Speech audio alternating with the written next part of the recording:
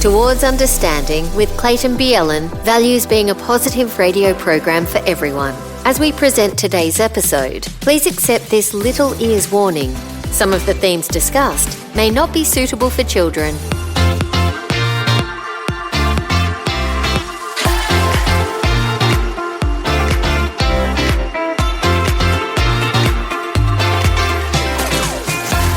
What would you say is the most important thing for keeping your kids safe online?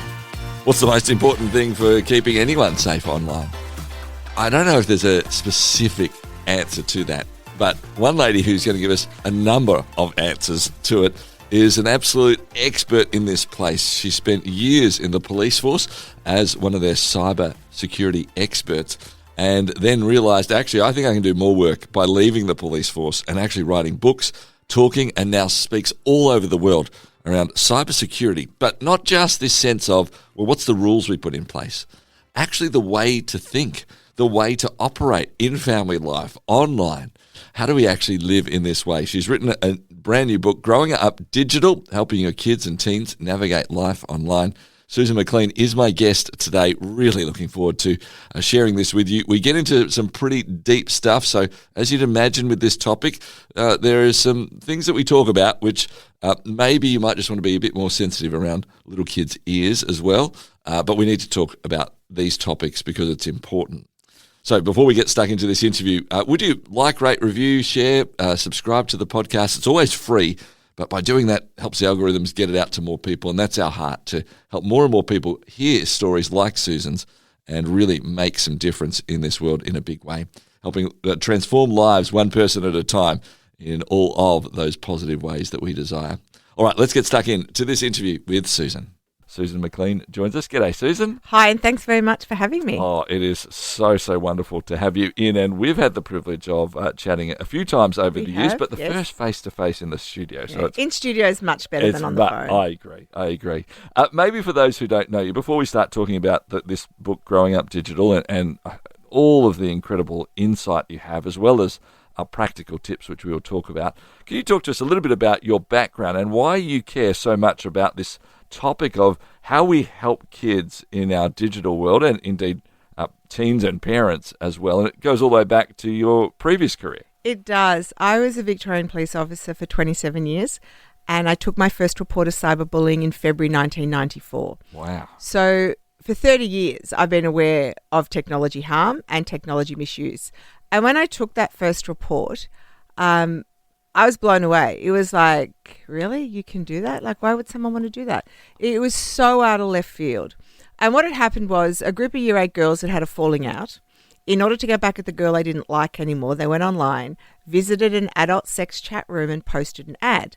If you want free sex, please contact this girl at this address on this phone number. Oh, my goodness. So we had to move the family into a rental property because we couldn't stop the stream of men who were knocking on the door looking for their 13-year-old daughter. So that was like, oh my goodness, like what have we here? Yeah. At that point, I didn't own a mobile phone, and I was not odd. Victoria Police were not connected to the internet mainstream. I certainly had no internet connection at work.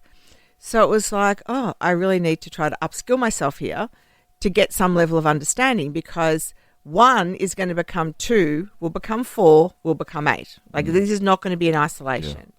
And it certainly wasn't the floodgates opening at that period of time. It was, it was a trickle for quite a number of years. But that interest that it sparked sort of stayed with me, and I did little bits and pieces myself in relation to researching and what was out there and what were other law enforcement agencies seeing, particularly overseas. Now, it doesn't mean it's worse in America or worse in England, but volume. So the population is higher there. So that means things are going to come to the surface quicker than they are in Australia. So over time, I connected mainly with American law enforcement, connected with an ex-FBI agent who was working in this space, and he was teaching at the University of New Hampshire, and they were running training courses for police. They trained up the FBI agents. They were just developing this program in America called ICAC. So that's Internet Crimes Against Children Task Force Teams. So it was in the trial stage.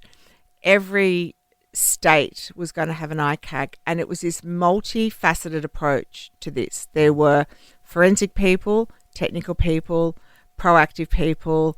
There were the detectives investigating. There was everything together. And I sort of thought, oh, wow, this is amazing. Like, how sensible is this? And through connecting with Brad, he said to me, if you can get yourself to America, we will train you for free. Wow. Right? So it was like, right, okay, that's something to aim for. Not easy getting money out of VicPol, as you could imagine. And they certainly weren't interested in assisting in any way, shape or form. So I then approached my local Rotary Club, and they were a very proactive Rotary Club. I think there was 3 sort of together in the Manningham area. Went and presented to them about what I wanted or what I was looking for, and they agreed to fund me. Wow. So they gave me the funds to go to America the first time for a month. So I could do the training that Brad was offering, and then that was in upstate New York, in Rochester. Then I could fly to Dallas, and that training conference that I attended for the first time is actually on this week now in Dallas. It is the best online child exploitation training conference in the world. And I've been to it now 3 times, but this was the first time. And so the funds covered that. To Christine Nixon's credit, who was the chief at the time, she did give me permission to go on duty, which meant I got my wage, and it meant that I got a meal allowance, an incidental allowance. So between that, I went off and did this training, and then all I wanted to do was to make Victoria Police a better place. Like I came back, my head was exploding. It was like, oh my goodness, like I cannot believe what I'm seeing, what I'm learning. It was quite challenging for the training course. There were 45 male agents and me. Oh, boy. Token female and Australian. Yeah. So that was, very, very, looking back, it's like, oh, I actually did that. Yes, I did. So once I got back, I convinced my then boss to allow me to run a research project for VicPol, the Victoria Police Cyber Safety Project. They gave me an office in the city. They gave me a criminologist to work with. The one and only time I've ever made the rumour file on TV, on 3AW. Not that I knew at the time, but when I arrived for my first day as running the cyber safety project, I had no internet connection. Right, like hello. Because at that point, it wasn't normalised. Like you had to request permission, and then someone had to, sign you into the VicPol system. Yeah. So that I got to work that day, and they go, "Oh, you've been on the rumour file." And I'm going, "Have I? Like, what's going on here?" And it was because someone twigged that I'm running a project without access to the internet. And that's really where it started. And, I presented that report, which I'm still very proud of. And it's still the only research that law enforcement has actually done that looked at the online safety of young people as well as adults with an intellectual disability. So not catch the bad guy, because we were not okay with that, but that was a little bit different. But this was about the preventative and the proactive side. And I've always been at that point within VicPol. I was working as a youth resource officer. I was working proactively with young people and schools to try to keep them out of trouble. So it was an extension of that. And, I've always been passionate about young people and giving them the best opportunity. So that's how it all, started. And then eventually I realised that, try my best. They were not listening. They didn't want to listen. It was all, too hard. I did have a boss tell me that I was blonde and female and didn't have much going for me. Oh, my goodness. And that wasn't that long ago. So it was like, you know what? I think I can do this, and I know I can do better if I'm not constrained by the organisation, because you are limited and you can't, I couldn't just trip up to Mildura and help them out there, So it was like, you know what? No. I'm going to leave. And I had a wonderful mentor in Dr. Michael Carr-Gregg, the adolescent psychologist, who had met me just after I first came back from America and sort of said, "Oh, no, you're wasted." He could see perhaps the big picture, whereas I was so used to the Vic Poll picture, Yep. very different. I think I'd only ever attended one conference in my life, so very different background. But yeah, so jump ship, and here I am today. Here you are, having written a number of books as well. And they are now not just in Australia, but in New Zealand. They're in America and England coming. Yeah, so they're right around the world. And, when I published my first book, the one thing that I did is I tracked down my Year 12 English teacher and sent him a copy. Yeah. English was my best subject in Year 12. So I don't find writing a book onerous. I enjoy writing. But yeah, no, it's, could I have ever imagined this is where, walking into the police academy in March 1982 was going to lead me? Categorically not, but I am grateful for everything. Yeah. So you have written the book Sex, Text and Selfies. This one's called Growing Up Digital. So there is still a lot around that cyber safety and those things that you write in this book. But there's also a slightly broader around actually what does it mean to grow up digital as a part of that. So the first, there's two versions of Sex, Text and Selfies. And I think I was looking back, the original Sex, Text and Selfies came out 10 or 11 years ago. And some of the statements in that book are in Growing Up Digital because facts don't change, but they do grow and develop, and the concept of them and what goes around those facts do change. And it's interesting to look at that very first version and look at the apps that were mentioned in that. Some of them that I'd totally even forgotten existed because, they've been gone to God for a very long period of time. So this new book is contemporary. It's not based on, research and me talking to random people. This is my life, what I've experienced, what I deal with every single day in a school, in a community, right around the world. I now present right around the world in schools. Again, I could never have imagined doing that. And it's interesting because people say, do you speak German or do you speak Chinese? No, I don't, but I work in international schools, so they speak English. But nothing changes. I don't change my delivery or my content because I'm dealing with a kid with tech. So it doesn't matter where you're geographically situated. It is the same. Yes. The other thing in that book that's a little bit different is there's a whole chapter there for educators about a school's responsibility, how educators can protect themselves in the digital space, looking at their professional conduct, what to do if things go wrong, all of that, because I kept getting asked for it. And there were bits and pieces in the other book, but there's a whole specific chapter. So that was something that changed. The references, my go-to resources, some of them have remained the same and some of them are new because things grow and develop. But everything in the book, I stand behind. I am not going to put anyone or name a website or an organisation that I would not be happy to stand behind. Yeah. Something you said as you were talking about your story and how you started in the police force too was this sort of idea of, that first time you saw somebody cyberbullying, why would someone do that? It just triggered with me. We're going to talk about a lot of what happens and how we can actually perhaps combat that or be as healthy as we can or as digitally savvy as we can. Is there an actual answer to the why, or is it simply human nature and people are going to be mean and nasty and exploitative to each other? Yeah. That's just what's happening in the online world. And I still ask myself that question. Why do you wake up in the morning and think, what I'm going to do today? I'm going to wreak havoc on someone else's life online. Yeah. Where does that come from?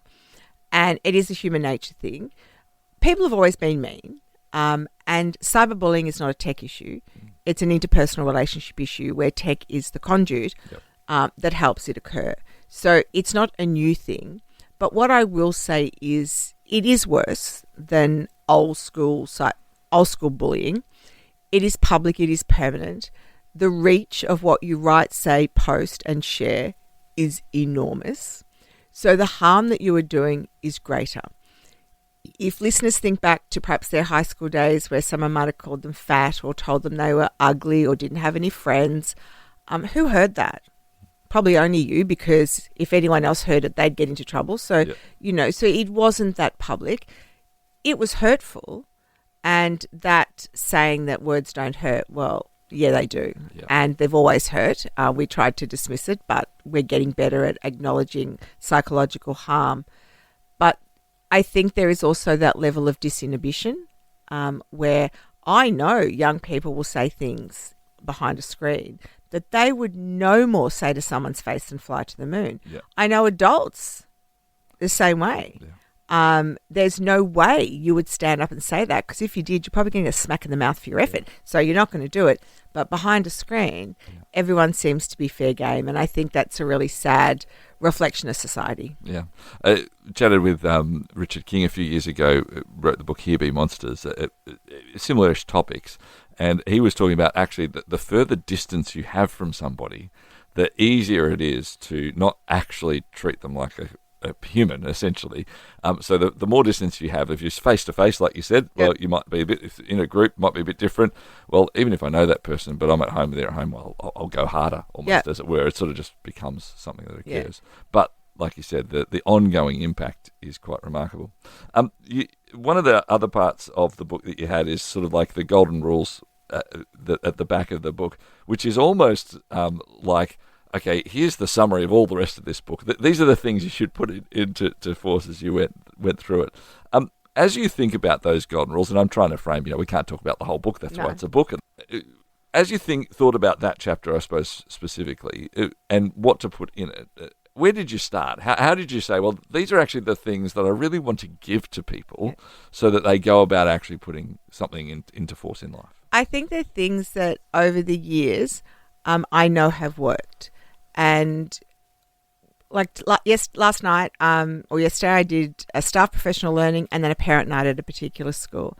And I said to the parents, as I do with every parent night, I don't know really what you need, right? Because I don't know you. I don't know your family.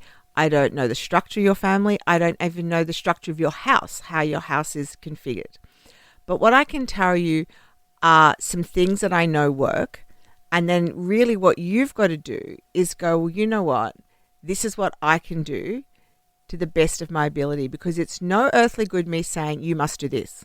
Because if you can't possibly do that for whatever reason, then I might as well not say it. So I try to be reasonable in what I suggest. But these are things you need to consider. Now, if you cannot do them exactly as I've articulated, that's fine. But you need to know that this is what you should be aiming for. And these are the things, they're tried and true. I laughed at something that Jonathan Haidt came out with.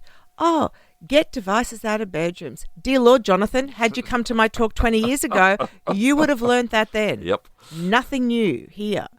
But that's the sort of thing. So it is about the things that I think parents need to know. And I'm also very big on a parent being a parent. You are not your child's best friend. Children don't need a 40-year-old best friend. Yep. All right? They need a parent to set in place rules and boundaries, which they will try to break, because that's what kids do. But you will never forgive yourself if you know you perhaps should have done something and didn't, and then it blows up. Yep. And I deal with the parent with regrets all the time. And I want to avoid that. Right? There's no guarantees, and I say to parents, there is no such thing as safe, but there is safer tomorrow than there was today. Yeah, it's great. We're chatting to Susan McLean. She's the author of the book Growing Up Digital, Helping Your Kids and Teens Navigate Life Online. We're going to be back talking a bit more, some of those ideas, some of those hints, some of those best ways to be safer tomorrow than they are today. And we also want to talk about this word trust. It seems like a lot of what Susan talks about is around trust between teens and adults, trust between a teen and somebody online. How do we explore this idea of trust more, and what are the best ways to understand where and how we should trust? That's on the way next, here on Towards Understanding. Share your brand, your event, your message across 90 Christian radio stations and major cities in Australia and New Zealand by sponsoring Towards Understanding, hosted by Clayton Bielen. More than 210,000 people tune into Towards Understanding each week, and with just one sponsorship, you'll reach this immense engaged audience. Find out more about this exciting and unique opportunity now on the sponsorship page at positivemedia.com.au. one thing for me that the sort of the summary that seemed to come out of the book a lot, Susan, was around this idea of trust. And I was thinking about it, around the idea of, well, how does a parent and a child or a teen talk about, they need a good trust with each other to have these good conversations. Often, some of the conversations around the sextortion that you had in there was people were trusting others online, and then suddenly they're being blackmailed back with a photo that they sent or whatever it might be. Trust seems to be the currency that can get us to be in a better place digitally than in a worse place. Is that a fair summary? Yeah, I think it is. And also, we know that children are inherently trusting. So, trust isn't taught. Kids grow up with it. And by and large, they trust. If someone is nice to them, they trust that is a nice person. So in one way, there's nothing wrong with that. But then that plays right into the hands of people that wish to harm them. Yeah. We know that young people don't talk to random strangers on the street. So that they have enough self-awareness not to just trot up to a random person or go into the food court at a shopping centre and make a friend. They don't do that. Not a safe place to do it. But that same young person that doesn't do that in real life will do it on the internet. And then that is where that trust gets betrayed, because you are then playing right into the hand of the person that their only aim in life is to harm that young person. And we want parents to be able to trust their children, but not blind trust. I'll trust my kid. No, not quite like that. But they have to understand it's not about not trusting your kid. It's about everyone else that you don't trust. And sort of like when they get the driver's license, it's not that I don't trust you because I've sat in the car with you for 200 hours. Yes. I know you're actually okay. It's the other idiots that I'm worried about. So that's why we have to talk about the conversation about these things, those things, what to do, what it might look like, because young people have a perception of the bad people of the world. They're mean, they're nasty, they're horrible, they're weird looking, they're scary. That's their perception. Yep. And then when a nice, caring, kind, in inverted commas person comes along, then, that's the nice person. Yeah. And I am going to talk to them. I am going to engage with them. I am going to let them buy me gifts because that's what nice people do. Yeah. And that's when it can become quite obviously problematic. It's the online version of what we were sort of told, in the 70s, 80s growing up. Like, if a stranger's offering you lollies, you don't go with them. No. Right? Like that was what, everyone would always. And of course now the lollies of the 21st century is digital money. Yeah. So the number one gift of choice of online predators or anyone that wants to harm children is digital money. Money is a significant driver in enabling a child or convincing a child to do something. Now, if you think about it at home, if you ask your child, hey, I need some help to clean up the kitchen, there's probably deathly silence. No one offers. Hey, who wants to help me clean up the kitchen? I'll give you $5. All of a sudden, every child is there. Yeah. So money is a driver. So what these offenders will do is in-game credit. They'll bolster the credit account in-game. Right. Gotcha. So Robux or other in-game credit. Yeah. They will offer iTunes vouchers, Google Play vouchers, Xbox vouchers. They'll offer Uber Eats vouchers, shopping vouchers. And the common method of choice is they will purchase a expensive avatar on Roblox. So you can buy flash avatars on Roblox. Right, gotcha. So okay. There's the cheapy ones and the one you create yourself, and then there's the really flash ones. So again, they will say, hey, because you're so nice, I'm going to choose whatever avatar you want and I'll buy it for you. And they can't discern that as part of the grooming process, but it is. Yeah. And that's what the police are starting to see as a trend is with the avatars. And I've even had kids come and tell me that they have been offered by a person on the internet that they've talked to in a game chat to purchase them an avatar. So it's happening. Yeah. So this is we have to try and help understand and teach kids and teens that this idea of how do we do better trust. But it does also then start with the one back, right? The trust between a parent and a child too. Yeah. Are there things that you've thought through, I suppose, from this space, especially digitally? One of the things that jumps to mind for me was that idea that you've said, hey, don't threaten just banning everything. That's not actually a way to essentially build this trust. Correct. It might have an immediate for a day protection, but they're going to work around it some way. Yeah, Could you just talk long-term. about the trust needed? Yeah, so between we parent and know child? the biggest barrier for young people getting help is their reluctance to ask for it. Okay. And I often call this irrational fear, in that they're fearful of what will happen when they tell. Will they get yelled at? Will they get into trouble? Will they lose access to a device? Because, of course, mum and dad have said, don't you dare get into trouble, because if you do, the Xbox is going in the swimming pool, you'll never see it again. Yeah. And kids take that literally. Like, you don't mean it, but they don't. So if they think they're going to lose access to something, I can tell you now, kids are prepared to put up with the bad to keep the good. So never, ever do those threats. Now, that is not to say when your child breaks the household rules about tech use, you do not take the Xbox away for 2 days. Yeah. All right? Defined consequence for a defined action. But it's when you espouse that never, ever, ever again, or you will have lost it forever. So we encourage talking early and talking often, making sure that children know that no matter what, they can come and tell us about it. You don't have to be happy. I'm not expecting you to do handstands and high fives if your child comes and says, hey, I've sent a nude photo and got a bit of an issue here because I'm being blackmailed. You're not going to be delighted with that, but you are going to help your child.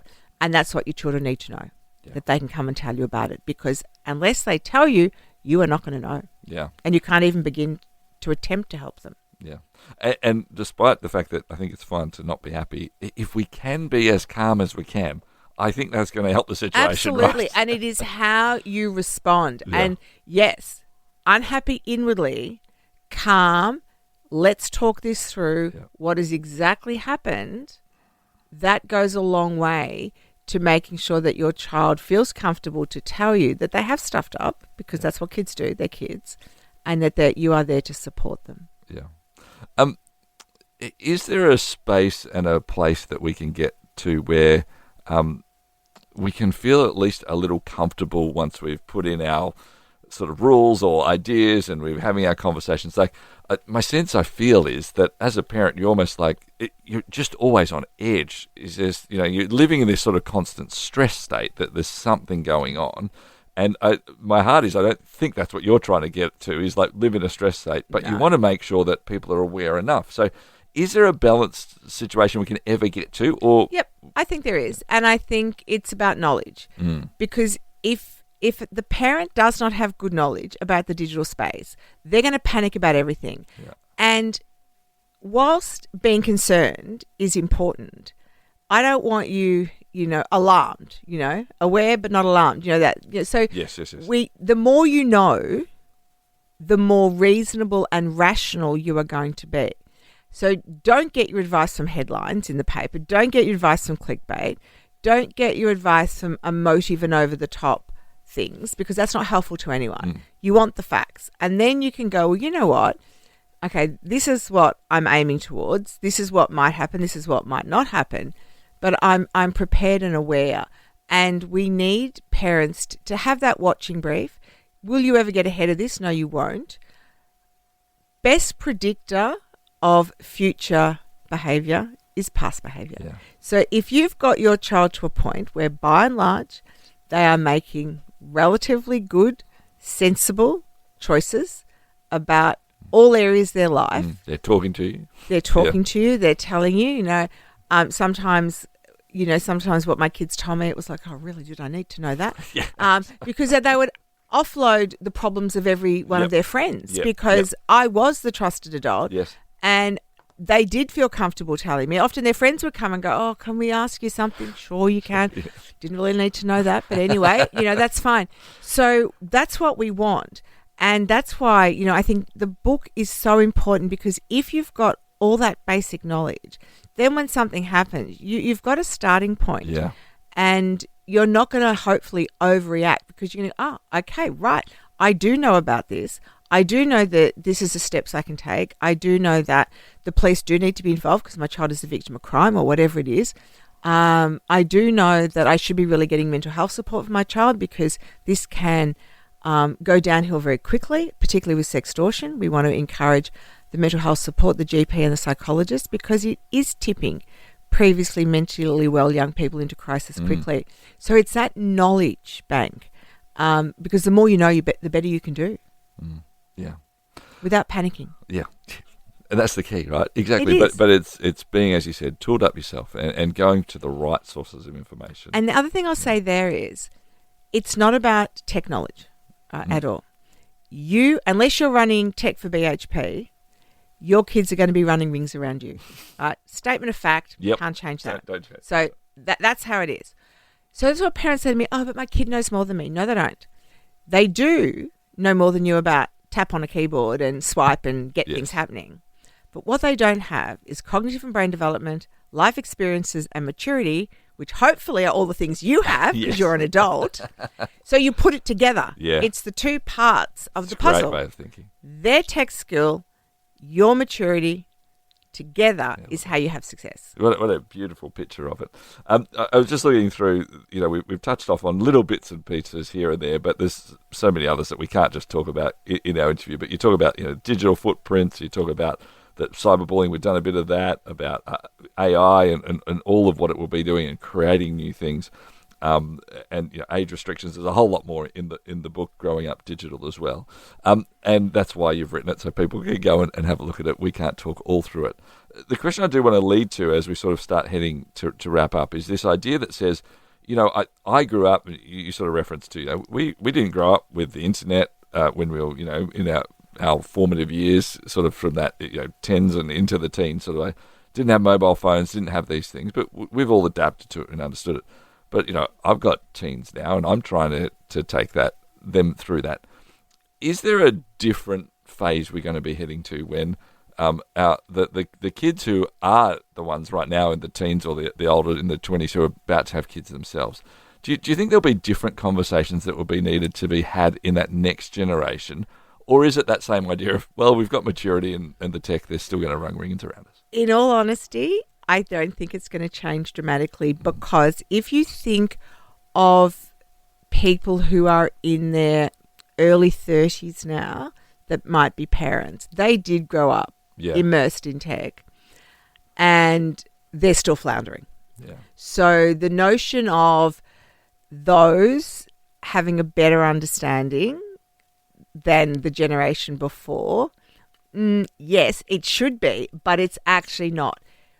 Another generation along, might we see some shift? We might. But what I always say to parents too is, your experience on a platform, the way you're using it today as an adult, even if you are on the same platform as your teenager, chalk and cheese. Yeah. It will not align. The algorithms are different. The content that is pushed to you is different. The ads are different. So whilst you have an appreciation of a platform if you use it, please don't base that on whether it's suitable for your kid. You've got to be with your child on the platform. You need to ask them to show you what they're seeing. They need to know if they see something that's concerning, they can come and tell you about it. But yes, it's a little bit better. I mean, certainly people that have got children in primary school now will have at least spent part of their life in the digital space. Yes. But I don't think we're there yet with that good level of understanding. And I remember being told once by, we don't have to, the police will be fine, because we talked about, the lack of police training, because, all the new police coming through will have grown up with tech, so they'll know. And then someone came out and did a bit of a study, and I think the average age of a VicPol recruit was 45. So, that's out the door. Yes. It has shifted. I know that we're getting a lot of younger people through the academy. So, will they actually understand what a platform does? Yes, they might. I remember being introduced at an assembly many years ago, and it was when MySpace was still around, MySpace and Facebook. And the principal stood on the stage and said, now, here's our special guest speaker, Susan McLean. She's going to talk to you about my book and face space. And it's really hard to come back from that. I reckon. Because it was just like typical, So, but again, make fun of it. Like, I turned it into a joke and, I had the kids back on board pretty quickly. Yeah. But, don't be scared and don't be afraid. You are the adult. You are the parent. Yeah. The other thing too that I think is also really important to sort of, get with it all is to understand the shortened version of words, lol, laugh out loud. And most people know that now. It's been around a long time. So know all of that. And there's a whole... I was about to say, the whole glossary of them at the back of the book. Terms there. Right. And the other one are the emojis. What are the hidden meanings of emojis? Yeah. And there's also just constant conversations with your kids around... we now have code words with our kids. If they're feeling uncomfortable in a situation, they can ring us up and say things and whatever else. And we know that's what that means. I know. And I had that with mine, and it was they had diarrhea. Yeah, right. If they're at a party, at a sleepover, somewhere uncomfortable, Mum, I've got diarrhea. And the good thing is when they have these excuses pre-planned, gastro and diarrhea are awesome because there is not a person in the world that's going to dig into, that wants them to stay and is going to dig into, is it explosive diarrhea or, what colour is it? They don't care. But if you say something like, I'm not feeling well or I've got a headache, they'll go, oh, here's a Panadol, So you don't want something that's fixable. Yes. You want something that the other family is happy to get rid of you. And that is your cue to come and get them. Yeah, and that's so important. Susan, thank you for having the conversation. Thank you all those years ago to be caring about it from the police perspective, and then also the courage, a few years back now to step out and say, hey, I want to keep talking about this for people, and the resources and the tools and the things that you are providing to so many are so important. So we wish you all the best with Growing Up Digital, the new book, and thank you so much for coming in. It's my pleasure. And I love what I do, and, I try to make a difference and to be there for families and schools. And, as I said, I speak right around Australia, I speak right around the world, and, that's my mission. And I'm happy to do that. Yeah. Growing Up Digital, Helping Your Kids and Teens Navigate Life Online is the book by Susan McLean, who's been our guest here on Towards Understanding.